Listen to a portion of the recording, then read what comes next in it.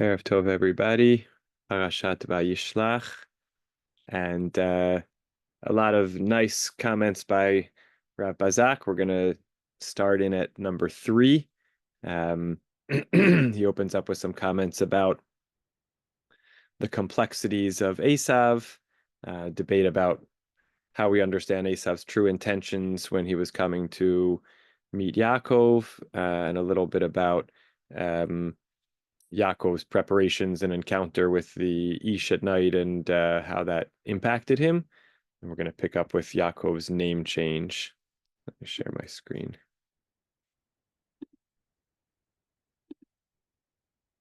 Okay. Yaakov and Yisrael. Twice in our Parashah, Yaakov has his name changed to Yisrael. The first time is after his struggle with the mysterious being, and the second is when God reveals God's self to Yaakov at Beit El. Why are there 2 name changes? The 2 stories reflect 2 different meanings of the names Yaakov and Yisrael. There's ample precedent in Sefer Bereshit for names having 2 meanings. See, for example, Yitzchak, which is after, I guess, Abraham's original laughter, and then Sarah's laughter. Yisachar, right, back to back, the 2 potential origins for the name, the hiring of Yaakov, and in the episode of the Dudaim between Leah and Rachel, and then the alternative, this is my reward for the exchange of the Dudaim, Sachor Sacharticha and Zes Sachari, and then Yosef, who gets the name both for Asaf Elohim et Cherpati, God has kind of gathered in my shame or disgrace, and Yosef Hashem li ben acher, may God add on another child over and above this one. Okay, so we have ample examples, as he says, of names having 2 meanings. So it is reasonable to find this phenomenon in relation to Yisrael, which will eventually become the name of the entire nation. Okay, so in other than the Yitzchak example, the other instances with Yisachar and Yosef, the same, the name is explained in 2 different ways, side by side, but with Yitzchak, they're separated out a little bit. And so to hear the idea of the 2 incidents and the 2 explanations for the name has some precedent. In the story of Yaakov's nocturnal struggle, the meaning of the name Yisrael is explicit. You have striven with beings divine and human and have prevailed. Hisarita im Elohim va'anashim va'tuchal. Contrast this with the name Yaakov, derived from Akev, heel, because Yaakov was born holding Esav's heel. The change in name reflects a new reality. Yaakov will no longer be inferior, right? The heel grabber is the one who's kind of always behind, fighting from behind. But instead, he will prevail, right? That's you fought and won, essentially, as the meaning of Yisrael, compared to you grabbed the heel from behind, which is Yaakov. Later on in the Parashah, Esav went to another land because of his brother Yaakov. The meek Yaakov is gone, replaced by the powerful Yisrael. So again, first meaning of the name has to do with the name change from the dimension of Yaakov being inferior to the dimension of Yisrael being a victor in a struggle or battle. In the second story, no reason is given for the name change. The emphasis is on the problematic nature of the name Yaakov. You whose name is Yaakov, you shall be called Yaakov no more, but Yisrael shall be your name. Thus, God named him Yisrael. Esav had already pointed out the problem with his twin's name. Was he then named Yaakov that he might supplant me, Vayakveni, these 2 times? This is alluded to in the prophecy of Yirmiyahu.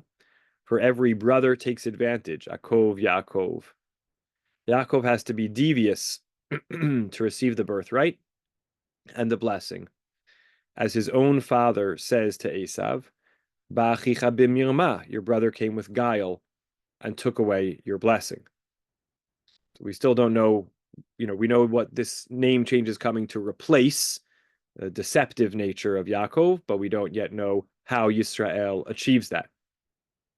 The name change takes place specifically at Beit El, as Yaakov closes the circle and returns to Israel after a long absence.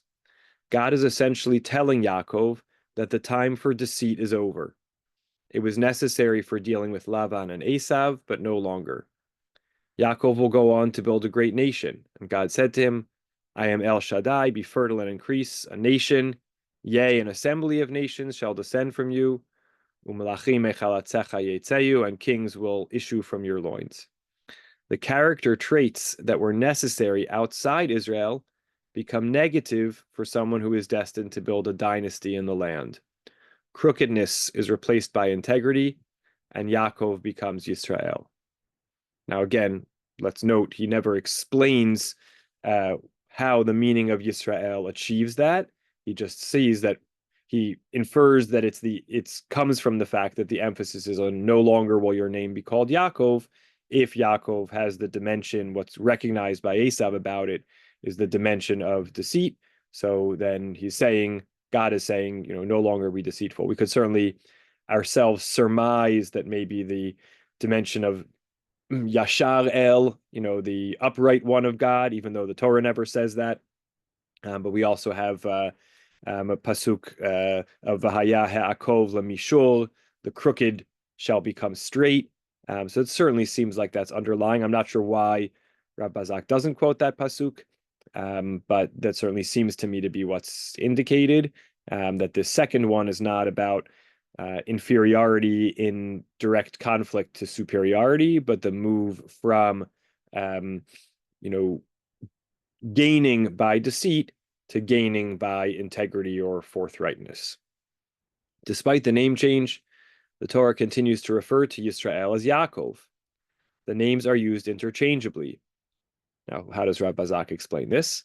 The age of Yisrael has not fully dawned, and it will be a long time before the establishment of a monarchy in the land of Israel. Still, the nation is referred to by a name that reflects its twin aspirations of sovereignty and integrity. So in the end, that name change reflecting going from being inferior to being victorious and going from being deceitful to being forthright, hasn't totally come through yet. So at least in Yaakov, the character, the name moves back and forth.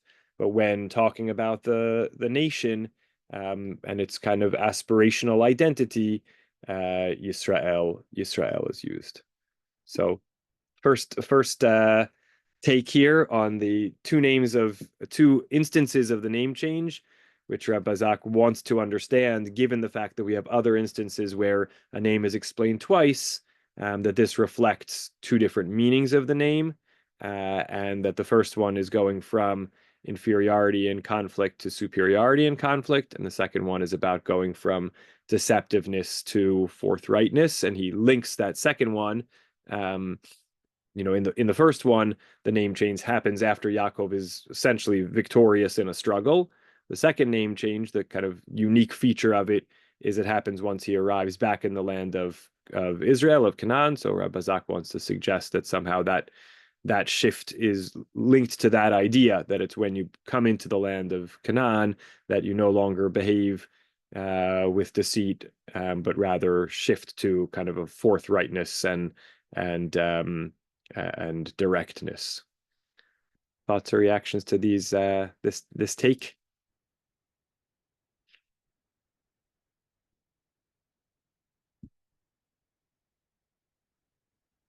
Okay, well let it sit and digest. We're going to go on to the next one. Skipping over the fourth of the seven to the fifth one here. From Shechem. He's kind of moved away from comparing stories. What's that? Yeah. If I were compare and contrast. Yeah, I think that's true. We had a lot more essays that we saw in the beginning where, he was lining up lots of narrative details to compare two stories. And we're seeing less of that here. There's a little bit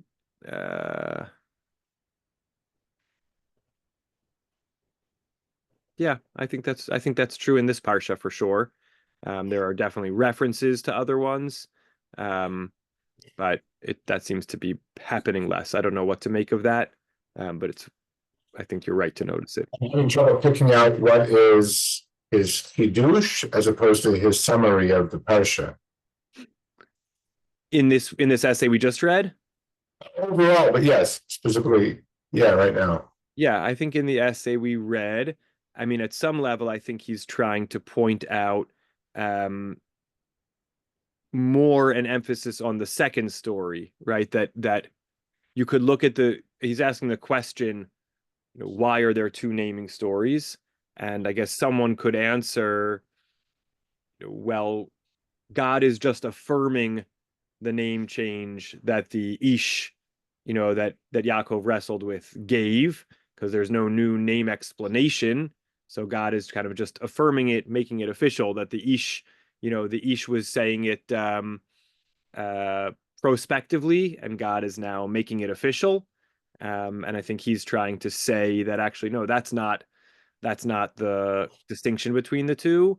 It's two separate naming experiences because these are two separate occasions which reflect two separate transitions.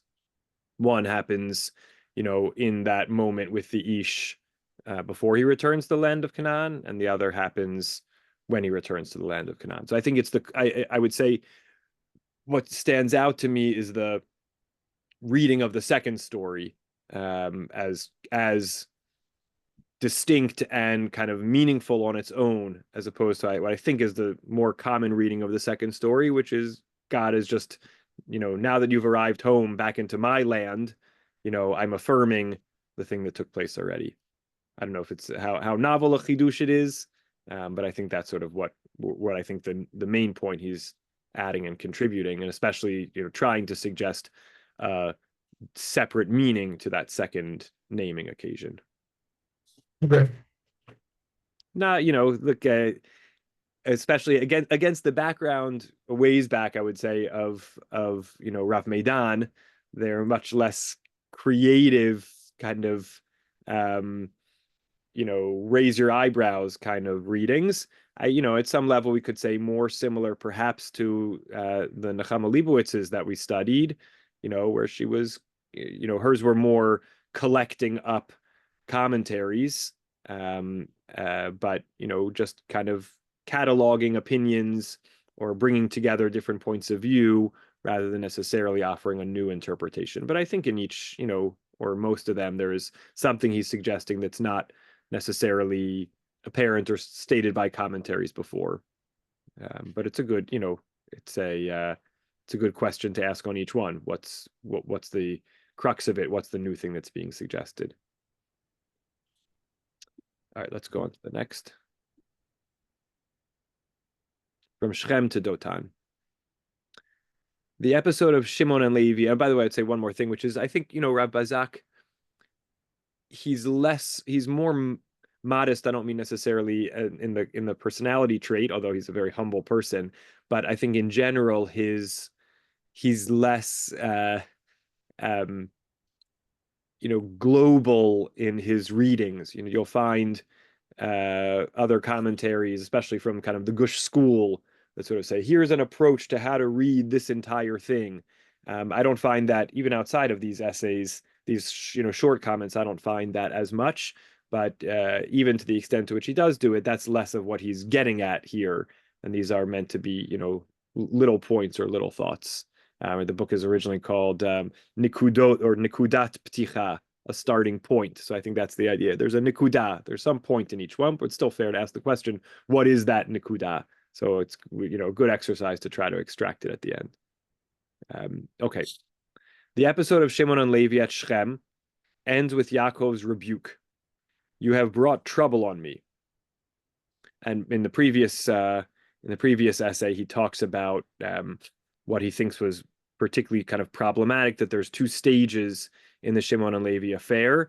The first stage is the kind of attack on the men, and then the second stage is a sort of second wave of plundering, and that it was that second wave that was kind of problematic and upset Yaakov in particular. That's what his previous comment. Now we get into a different literary point.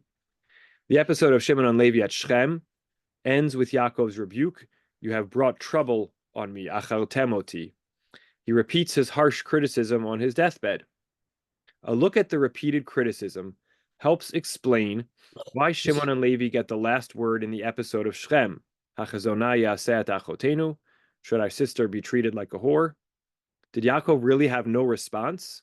And if he thought they had the better argument, why did he rebuke them so harshly at the end of his life? Right. So the I think he's making a good point that when you read the story here in Vayishlach, it ends with their their defense of their actions, and the fact that that's where the story ends makes it appear that the narrator, the framework of the story is that in the end he was uneasy with it, but they had an unanswerable claim which justified their behavior. And so if that's the case, why does Yaakov kind of circle back again and criticize them again at the end? How do we kind of balance their approach and and justification with his criticism? The Torah is not trying to justify their actions here, but to broaden our perspective on this situation. At this stage, we can view Shimon and Levi favorably. Even if Yaakov did not approve of their actions, they were motivated by a sense of familial responsibility for their sister. When he says at this stage, he means here in our Parsha, in the immediate aftermath of the actions, whether we approve of it or not, we understand what they were motivated by, the honor and safety of their family and protectiveness of their sister. If this devotion lay behind the raid, then we can understand, if not justify, what they did. Were they always such devoted brothers? This brings us to the sale of Yosef. Interestingly, Shechem is in the background of this story. At first, Yosef comes to Shechem. This is going to be in next week's Parsha in Vayeshev. At first, Yosef comes to Shechem in search of his brothers. But when he gets there, he is told that Nasu'u mizeh, they have traveled away from here, and gone to Dotan. Why did the Torah have to tell us that they left Shechem? Perhaps to say, okay, and this is a homiletical interpretation, but well grounded in rabbinic approaches to texts like these. Perhaps to say that they had left behind the sense of family responsibility that they had demonstrated there. Thus, Rashi says they moved themselves away from brotherhood. Right, Nas'u mizeh. So there's a slightly strange formulation. They traveled from this. Why not say mipo or something like that? Is that they left their position, their station of brotherly responsibility, and prepared themselves for the sale of Yosef, and in particular, moved themselves away from brotherhood. Implies that there was brotherhood before. What was that prior brotherhood? So Rav Bazak wants us to understand it was their brotherly defense of Dinah. That was their position in the wake of the sale and the wake of the attack on Shechem and then defense of Dinah. But now, as they head towards the sale of Yosef, they leave that behind. How do we know that they did that specifically? He continues. Consider the special roles played by Shimon and Levi in selling Yosef. Here again, we rely on a little bit of interpretation, but fairly plausible. They said to one another, "Here comes that dreamer. Vayomru ish el achiv hine baal hachalomot halazeh ba. Come now, let us kill him. V'ata lechu v'nahargehu." Chazal identify the speakers, the one who said to another, as Shimon and Levi. For as Rashi points out later, it could not have been Ruvain or Yehuda speaking, as they opposed the plan to kill him. Right? Yehuda later says, why would we kill our brother and cover up his blood? Let's sell him instead. And Ruvain later goes back to the pit in an attempt to save Yosef. So it wouldn't have been them who would have called out to kill him. The sons of the handmaidens did not hate him that much. It's another claim. That just leaves Yisachar and Zevulun as Leah's other children, would not have spoken in the presence of their older brothers. Again, an assumption, could argue upon it. I think the text on purpose, doesn't identify the brothers to leave open the possibility that it might have been any of them. But the sages like to get specific where the Torah is more vague. So if it says one said to another, they want to know who those two are, and identifies them as Shimon and Levi. Right? That forces us to conclude, doesn't force us, but that leads to a possible conclusion that the plan was devised by Shimon and Levi. The same brothers who worried about their sister's honor, had no compunction about killing their brother. Now Yaakov's harsh rebuke makes sense. He begins by calling them brothers. This is a quote from the Midrash. He begins by calling them brothers, but they were an obstacle. When it came to Dinah, you acted as a brother. As it said, Shimon and Levi, two of Yaakov's sons, brothers of Dinah, each took his sword. However, you were not brothers to Yosef, for you sold him. Right. So this is reflecting the fact that in Yaakov's rebuke of them at the end of his life, it says Shimon v'Levi achim, they're brothers, which is obviously obvious. Why does the Torah need to tell us that? It's the brachot were given in poetic form, still opens up for analysis. So first it tells us that they were brothers, and then it criticizes their violence. So Rabazak is gaining support from this midrash, which sort of sees this this arc of their behavior. Yes, they started out acting brotherly towards Dinah, but then when it came to Yosef, they were no longer acting in a brotherly fashion. The Torah let Shimon and Levi's defense in this parsha stand, right? From the fact that after the attack on Shechem, Yaakov is critical, and they say, should our sister be treated as a whore? And there's no further answer. But then, after the sale of Yosef, there could be no further justification on the basis of family responsibility. Therefore, Yaakov could tie the two events together.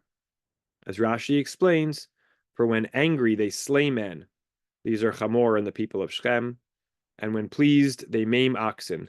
They wish to uproot Yosef, who is referred to as an ox. What it seems like Rabazak is attempting to do here, and again, not a straight shot, but I think he's attempting to make up shot argument, is why does Yaakov, after it seems like the Torah sort of sides with Shimon and Levi, come back and criticize them again at the end?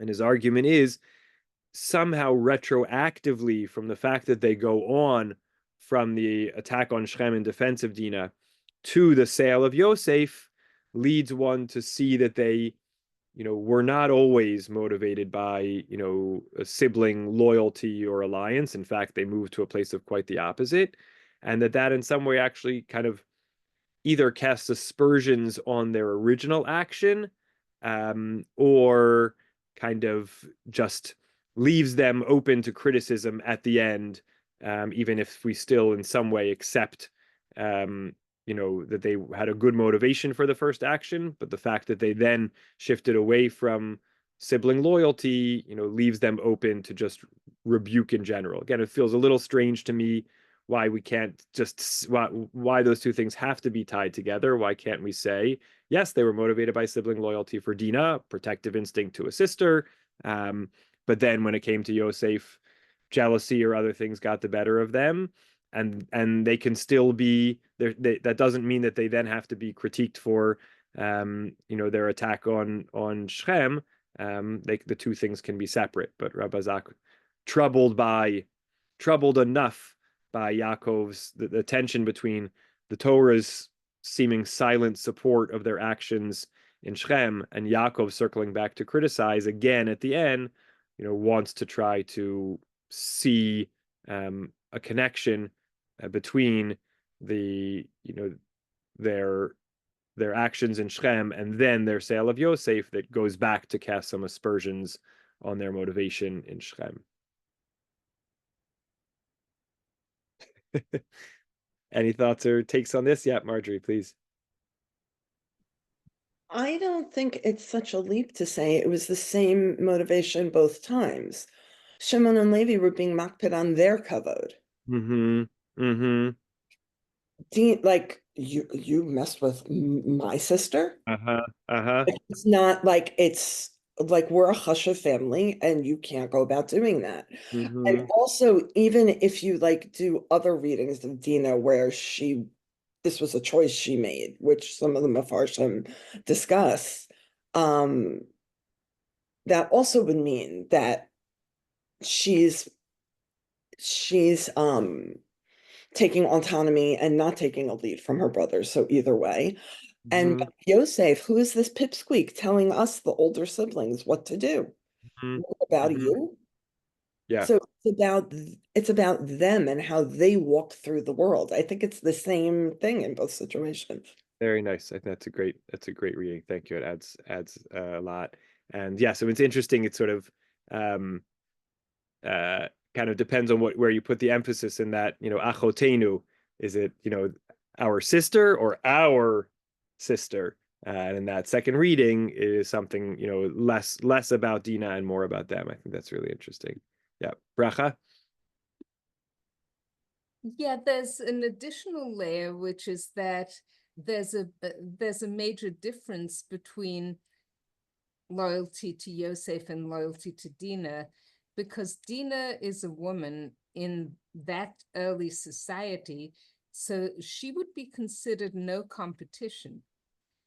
Whereas Yosef, it's very clear that there's much competition in the way that he presents himself compared with the other brothers. Mm-hmm. Mm-hmm. Yeah. That's an important distinction.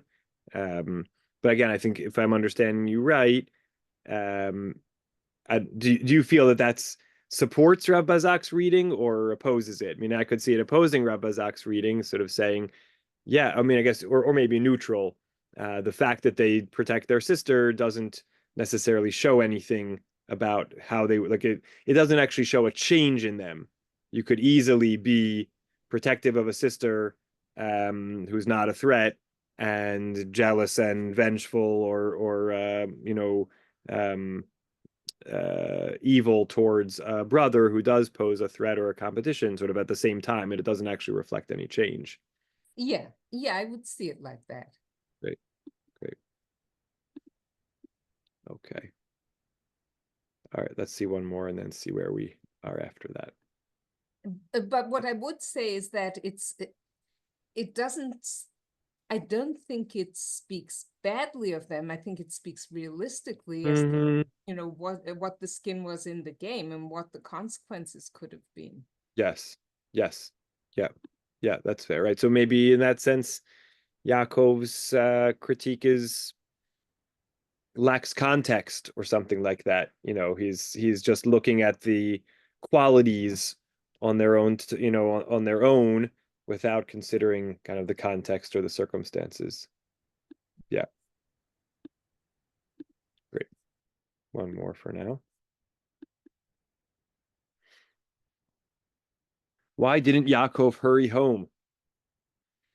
When Yaakov sets out on his way in Parashat Vayetze, God promises him, "Remember, I am with you. I will protect you wherever you go, and will bring you back to this land." Right, beginning of Parshat Vayetze. Yaakov takes a vow with similar wording. "If I return safe to my father's house, the Lord shall be my God, and this stone which I have set up as a pillar shall be God's abode."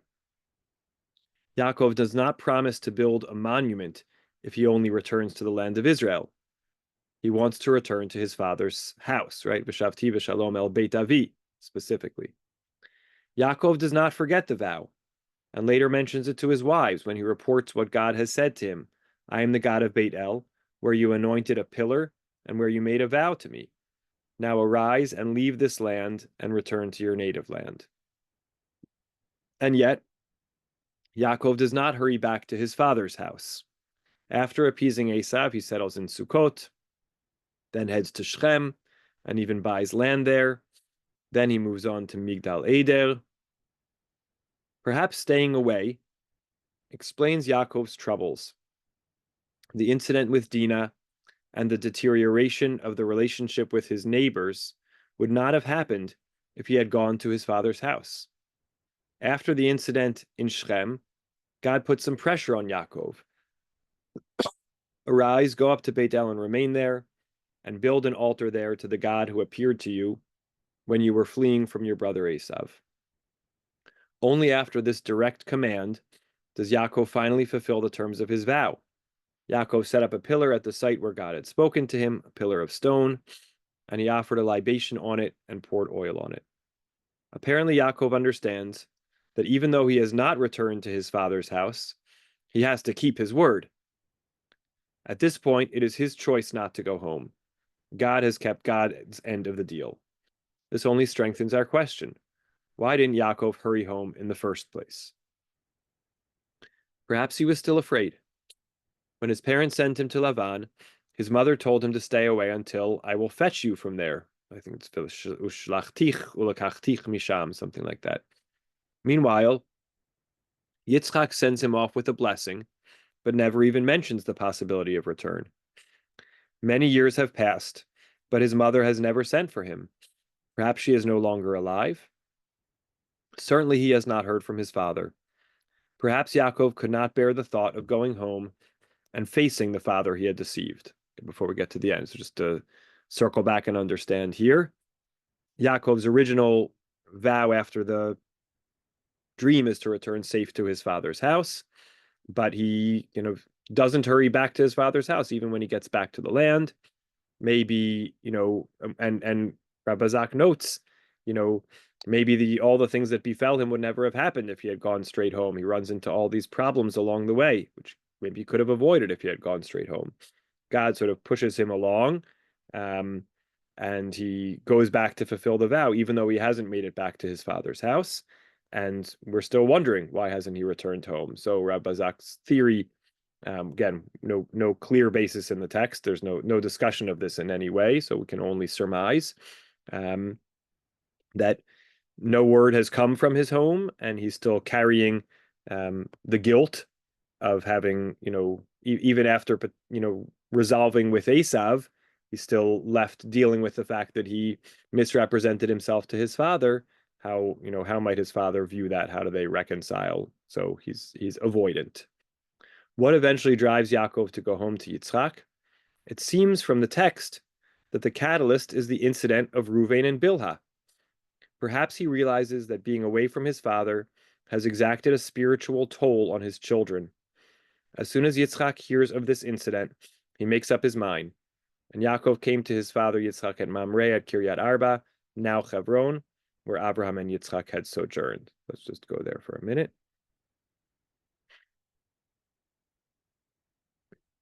Right, so Yaakov, God, they kind of circle back and close out the vow at Beit El. Binyamin is born and Rachel dies. Then we're told, while Yisrael stayed in that land, Reuven went and slept with Bilhah's father's concubine. Lots of commentary about that, but that's the plain sense meaning. And Yisrael found out. The sons of Yaakov were 12 in number. We get their little census. And then immediately thereafter, we're told Yaakov came to his father Yitzchak at Kiryat Arba. So, Rabbi Zak is suggesting to us, a version of what we call smichut parshiot, the juxtaposition of passages, sort of saying, like, after all this time that Yaakov didn't go home, now he goes home. He was just getting there, and he finally got there. But the event that's immediately precedes it is this event of his, son sleeping with his concubine, and maybe somehow that was a straw that broke the camel's back. And the way Rabbi Zak frames it is, he realizes that being away from his father has exacted a spiritual toll on his children. Kind of a fascinating way of formulating it.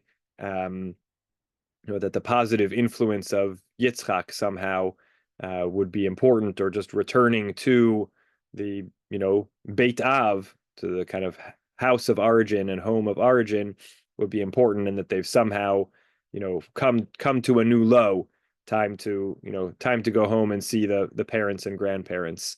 So I think it just, again, I've never seen anyone make that connection between the story of Reuven and Bilhah and the verses that follow, of going home, and thinking about why hadn't he gone home before now, and how is this connected to his return home? Again, it's not that Rebbe Zak fills in a lot of details, but just notices the juxtaposition and says, maybe this was the thing that made Yaakov realize that whatever was his resistance to going home, he needs to overcome, and so he does. Yep. Bracha and then Lance. Sort of a different question that comes to me when I think about Yaakov being between places, because he is defined as a person as being Yoshev Ahalim, and yet he never gets to do that. He travels a tremendous amount of time between one place and another, and even when he comes back home, he's dealing with what he may understand to be the tragedy of Yosef being no longer alive, and so he is never settled. Mm-hmm. He's home. So it's just a curious thing to me. And Yeah. the only way he gets settled again is by leaving home, by going down to Egypt to reconnect with Yosef. Right. So Right. even that is a mixed bag. Yes. Yes. Rashi in the beginning of Parashat Vayishlach very much expresses this sense that Yaakov is never settled, certainly not in the sense of peaceful existence, and also some fair amount of movement. Although it's interesting, what does a Yoshev Ohalim mean? I'm not sure. I assume it might mean something about, being more of a shepherd than a, farmer. Um, I'm not sure about that, but I think it might indicate that. Meaning it doesn't necessarily have to mean totally settled in one place. It might have more to do with his kind of profession, or activity. And it's interesting, just in light of what you said, that in his last spot, before he comes home, it says Vayet Aholo Mehala Lamigdal Eder. He kind of pitched his tent from there on towards or beyond Migdal Eder. So this sort of sense of his tent does pop back up, and his tents are referenced throughout. And maybe ironically, we could say if it was Yoshev Ohel, that would mean more stability, but Yoshev Ohalim somehow might mean a tent dweller, but whose tent does not remain steady in one location. Tent is tentative. Yes, it's very tentative. Very well said. Well said. Yeah, Lance, go ahead. For me, the most important word in these essays is perhaps. Mm-hmm. He uses it over and over again. Yes, what does it mean? What does it mean? It means that he recognizes the imprecision and inconclusiveness of all of his interpretations, because the text has so many lacunae, if I may borrow a Lance term, and he's only making one guess about how to fill them in, without a very high confidence level, which is something, again, I appreciate. He has a fairly consistent method overall, but the way he deploys it or the conclusions he comes to are certainly inconclusive. You didn't look at the essay on the struggle with the angel, did you? Correct. We didn't, not here. Okay, because I mean, I think that of all, maybe of all the stories in the Torah, that is the one that has stimulated tremendous amount of speculation, of perhapses. In fact, I just read today, there's an essay by Roland Barthes, who is probably the major literary critic of the 20th century, French, and he uses the story to explain, to practice structural analysis. Absolutely nothing to do with the Torah. And he's not Jewish, he's Catholic, I think. But, he's using this for his own purposes, his own interests. And unfortunately, I find that that's too often the case within most of the commentary that we read. It's Hevel. Yeah. I wonder if. But if you look at the thing that fascinates me, if you look at the story of Jacob and the angel, you will see, first of all, it is extremely concise and lean and filled with lacunae. Yeah. Right. And the key word is ish. What is the name of the opponent in Hebrew? Ish. Yeah. And it's only at the end of the story that Jacob comes to the conclusion that he's been talking with God face to face, right? Mm-hmm. Is there any indication of that in the battle? What is the battle? What's going Yeah. on? We Yeah. get no details, nothing, right? Yeah. Like a verse. It's Yeah. like in Elisha and the Shunammite woman, where the Shunammite woman's son grows up 10 years, and in one verse, he grows up 10 years, and then he dies. Just Yeah. like that. Yeah. Right? Yeah. I think Robert Alter very much comments on the kind of sparsity of biblical narrative being one of its key features. It's able to express a lot with a few words, but the big gaps leave a lot of room for interpretation and possibility, perhapsness. I just want to mention one thing before we wrap up. Just something I came across this week. One of those things where it's sort of maybe this was obvious to all of you all along, but for some reason I think I always had a misconception, which is when Yaakov divides the camp, it says Vayachatz et ha'am asher ito, and here's Esav is coming with 400 men, divides the people with him, the flocks and the herds, into two camps. And if you look a little bit later that same night, it says that after he sends the gifts ahead, it says, "Vayakom balaylahu, vayikach et shtei nashav et shtei shifchotav v'acharas ha'iladav vayavor et ma'avar yabok, vayikachem vayavirem et hanachal." He takes them all across the stream, goes back. He's by himself. He wrestles with the man, and then the next day, when Yaakov sees Esav coming, it says again, "Vayachatz et ha'iladim." He divides up the children, but just by assigning them to their mothers. Leah al Rachel v'al shtei hashvachot, and he puts the maids and their children in the front, and then Leah and her children next, and Rachel and Yosef in the back, and walks in front of them.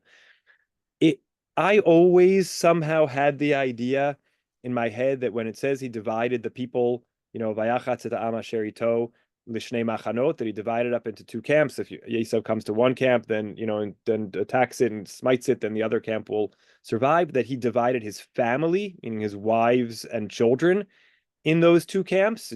Torah doesn't tell us how he divides them, but he's dividing them. But it doesn't actually seem like that's the case. They're always, after this, mentioned together. And it seems like ha'am asher ito, the nation or whatever, the throng that was with him, must have been servants and maidservants and flocks, which it goes on to say. And it just seems like actually Yaakov, I think, kept his family together the whole time. He just divided up the mass of people, households, people that he had acquired, and divided them. But it seems like he actually kept his family together all along, which again may have been obvious to all of you, but somehow I always imagine that when it says he's divided, that he split up his family, but it seems like they stayed together. Yeah, Bracha? Yeah, I've always seen the divided into two camps as being an internal thing, that he's divided into two camps. Interesting. Right? It says et ha'am asher ito, could play around with that, maybe et ha'im, the kind of duality that was in him, into two. Yeah, interesting. And Lance? The story, as we begin to build it between Jacob and Esau, implies some kind of large conflict at the end, miniature Cain and Abel, in which one of them is going to die, probably Jacob. But what do we get? We get this fantastic story of Jacob wrestling, struggling, whatever you want to call it, with an Ish. Turns out to be just as in the case of Abraham, where the Ish comes to see him, and it turns out to be an angel. In the case of Joseph, on his way to Dohan, there's an Ish who tells Joseph which way to go, right? Yeah. And that's got to be an angel or God himself. Has to be, right? So from my point of view, actually, the key here is plot. And we spend a tremendous amount of time trying to see the complexities, the depth, and the characters and situations. We try to imply philosophy, make allusions, stuff like that. But from the point of view of the original audience, I would suggest that what counts is the plot. And I just want to throw out one more thought, which I heard today, and please, you can fire at me if you wish. But the thought I heard today was, without October 7th, Assad would not have fallen. Think about that. Think about the implications of that. it boggles my mind to think about it. After all, at HIR, every bulletin you have a new hostage that you discuss at length, right? For 14 months. And where are you? What have you done? There's supposed to be negotiations going on. But what the result of all this? Assad falls? What kind of deal is this? A lot of counterfactuals to consider. Tati James? In looking at the pasuk of Reuven and Bilhah, I just noticed for the first time as you were highlighting it, the first couple words says, as he remained in the land. I'm a bit surprised Rabbi Bezak didn't pick up on that. Yeah. Well, Yeah. I was thinking about that also. It's this Vayishkon Yisrael. It's a strange language, an unusual verb. And specifically about kind of while he was in the land seems superfluous and open to interpretation that could fit along the lines of his approach. Yeah. Well noted. Great. All right, everybody. Wonderful as always to learn together, and looking forward to continuing again next week. Have a great night. Love to mom and dad. Good night to all.